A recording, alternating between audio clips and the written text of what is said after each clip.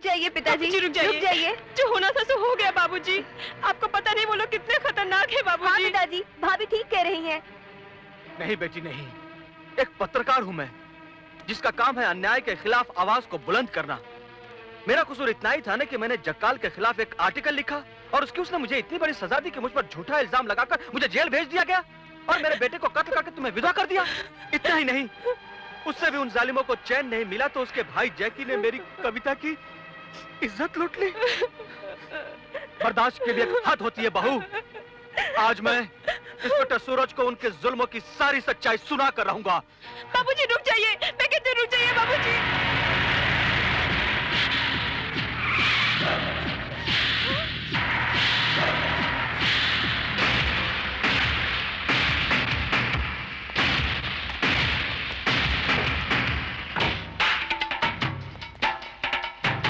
क्यों?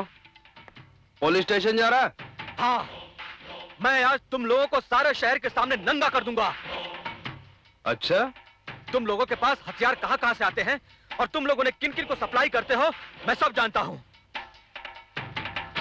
यही नहीं, मैं पुलिस को यह भी बता दूंगा कि ड्रग्स और हथियारों के बदले में किन किन देशों को लड़कियां भेजी जाती हैं। तेरे पास इसका क्या सबूत है? सबूत है ये डायरी,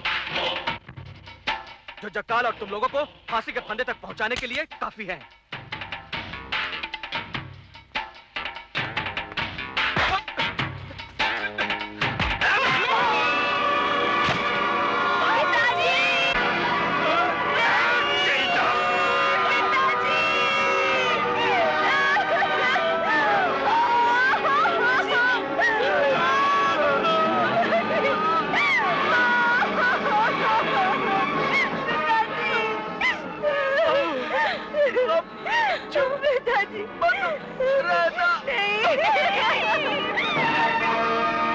ये मर्डर मैंने तुम लोगों के आंखों के सामने किया। अगर किसी के पावर में ताकत है तो मेरे खिलाफ गवाही देने चले जाना।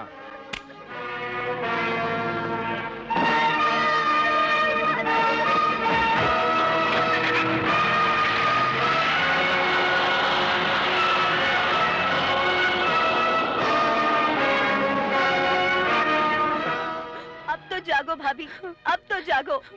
अरे कीड़ा भी कुचले जाने पर मरने से पहले काट लेता है, क्या हम उससे भी गए गुजरे हैं?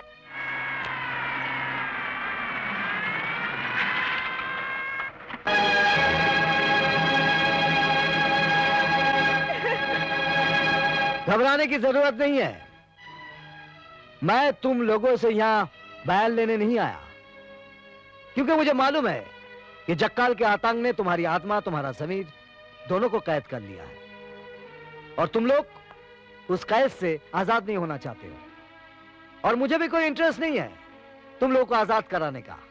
मैं तो सिर्फ यहां खाना पूरी करने आया हूं। आप लोगों ने चुपचाप जो हादसा देखा है उसके लिए बहुत बहुत शुक्रिया।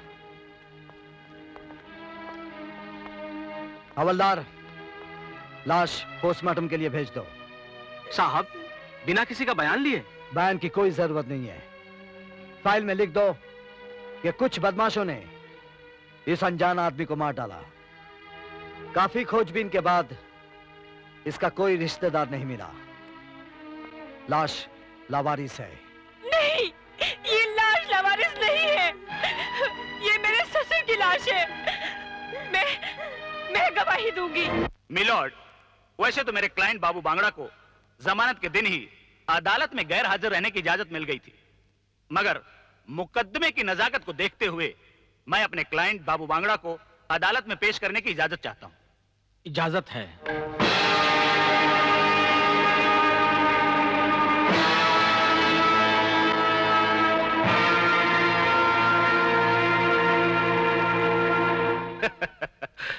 मुकदमे की कार्रवाई को आगे बढ़ाने के लिए सबसे पहले एसीपी घाक को मैं बतौर गवाह पेश करना चाहता हूं। पेश किया जाए। मिस्टर घाग, 20 मार्च की सुबह कौन सा हादसा हुआ था? 20 मार्च की सुबह मेरे इलाके में एक जबरदस्त एक्सीडेंट हुआ जिसमें मिस्टर बांगड़ा बुरी तरीके से जख्मी हुए थे। मैंने एफआईआर दर्ज करके उन्हें हॉस्पिटल पहुंचाया, जहां डॉक्टर ने 12 बजे उनका ऑपरेशन किया। ऑपरेशन के बाद उन्हें होश कब आया? तकरीबन 4 बजे। Thank you. Thank you mister Ghag, अब आप जा सकते हैं। मिलॉर्ड, ये रही एफआईआर की जेरॉक्स कॉपी, एक्सरे रिपोर्ट और डॉक्टर की रिपोर्ट। इसमें साफ लिखा है कि एक्सीडेंट में बाबू बांगड़ा का बायां पैर और दाहिना हाथ टूट चुका है। यह कैसे मुमकिन है मिलॉर्ड? जिस बाबू बांगड़ा का 12 बजे ऑपरेशन होता है, वही बाबू बांगड़ा उसी दिन ठीक 12 बजे पत्रकार विजय बाटोटिया का मर्डर भी करता है। This is impossible milord. इसलिए मेरी अदालत से दरखास्त है कि मेरे क्लाइंट पर लगाया गया इल्जाम बेबुनियाद और झूठा है।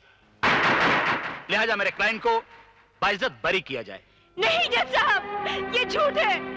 बाबू बांगड़ा ने हमारी आंखों के सामने हमारे बाबूजी का खून किया है। जज साहब, इसे मत छोड़िए, इसे सजा जरूर दीजिए। जज साहब, इसे सजा जरूर दीजिए, इसे सजा जरूर दीजिए। मिस्टर सूरज, आपको इस बारे में कुछ कहना है?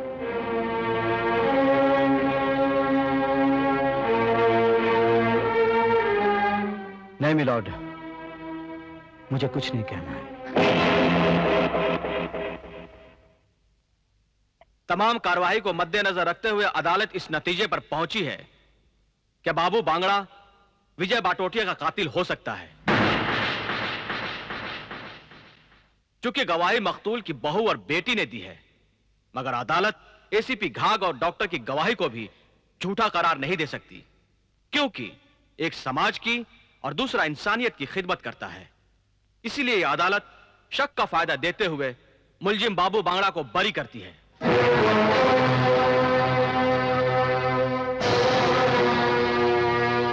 मैं हॉस्पिटल में इसीलिए गवाही नहीं देना चाहती थी। मुझे पता था कुछ नहीं होगा, कुछ नहीं होगा।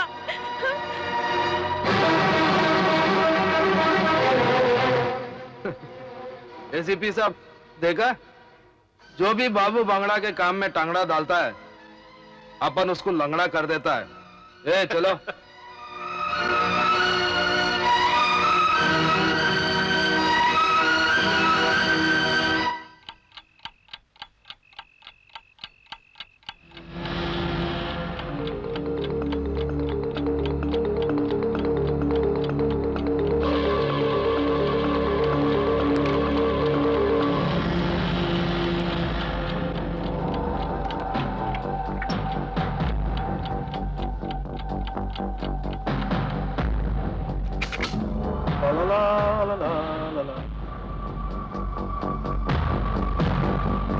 तू और इस वक्त?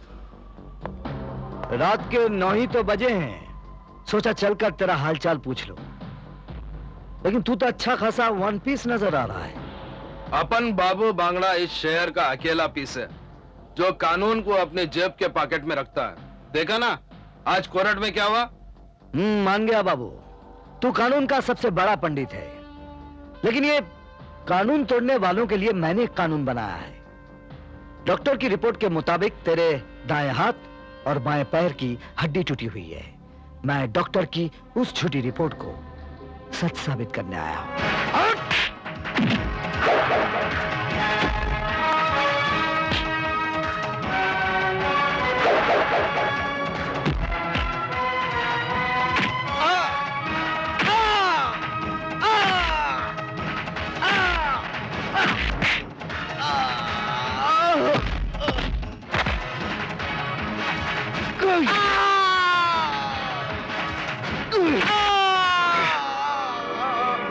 जाके अपने बाप जक्काल से कह देना, आज से वो होने वाला है जो अभी तक नहीं हुआ।